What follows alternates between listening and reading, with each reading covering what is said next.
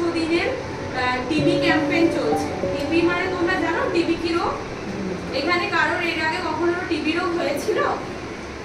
টিবির ওষুধ খেতে হয়েছে বা এরকম কিছু হয়েছিল?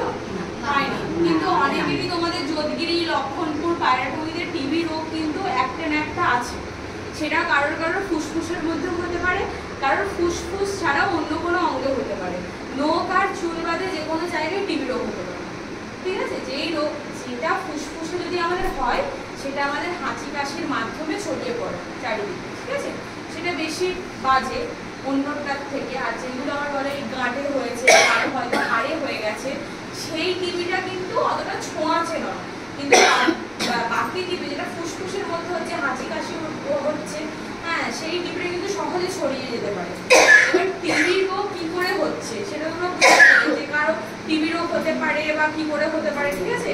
টিবি রোগের কিছু হচ্ছে উপসর্গ থাকে। উপসর্গ কি কি থাকে বলতো? কাশি। আমরা বলি এক সপ্তাহ যদি কাশি হয়